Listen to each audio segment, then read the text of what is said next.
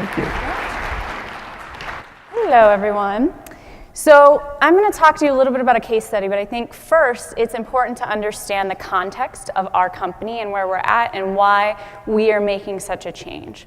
So as some of you may have read in the trades or known and talked to us personally, we are undergoing a significant amount of change at our organization.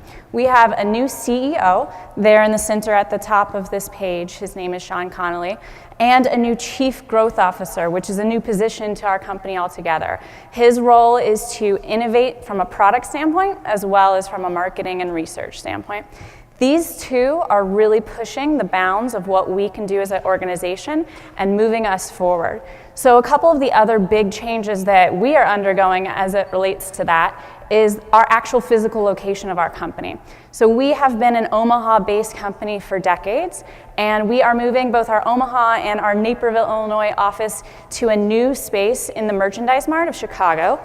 And we'll have an entire floor, very tech startup type of environment.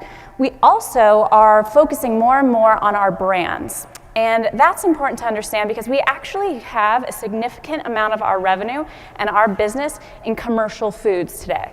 That is also going to change. So one of the things that we will be doing later this year is actually spinning off the commercial side of our business, and we will focus solely on consumer branded products.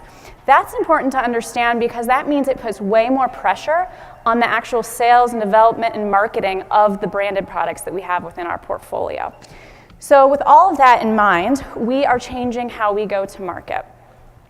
So in the past, we, as well as a lot of large companies that started in the 50s, have focused on the idea that there is one profile of a consumer group, and because we bought television historically, we can only buy against that demo, so we need to build out this rich profile and then create all of our content that really ladders back up to that one insight and that one consumer group. That was fine when what we were doing was really talking to consumers via TV and mass media, but today we know that needs to change. So it's been an evolutionary process. We kind of dabbled where we started to segment. This isn't new news, like a lot of companies do this, but for us and for our industry, it was a step forward. So we took a couple of different consumer profiles for a given brand like Reddi-wip, and we said, you know what, there is a couple of different reasons why people would come to our brand. One may be more around the caloric message, and so we should really talk about the fact that 15 calories, add it to your strawberries after you have a workout. It's indulgent, but it is not going to kill your workout that you just did. On the other angle, there is people who really care about the health message. So let's talk about the fact that we use real cream in our product as opposed to hydrogenated oil that other competitors use. So that was a step forward. We did that. It definitely showed momentum in our business, but we knew that that meant there's more to go. We need to be more relevant to more consumers and apply that to our creative as much as possible, as well as to our executions. So what we did this past year after our partnership really kicked off with Krux is we started collecting every piece of data that we possibly could from our own properties as well as working with third-party and second-party relationships to really build out a diverse group of people and segments and do that very far up in the process. So what we did is we took the brand Hunt's, which is canned tomatoes. Doesn't sound super sexy, but it was actually a very strong brand to use because there was a lot of rich ground that we could talk about with that brand. It's a very focused on environmental processes. We actually use water in all of our process, which actually ends up saving in water conservation at the end of all of the production versus some of our competitors. We also have a very economical approach to what goes back into the earth because of that. So it's the whole sustainability green angle that we have to talk about. We also know that we need to talk about recipe inspiration to our consumer base, and not everyone will be inspired by the same recipe.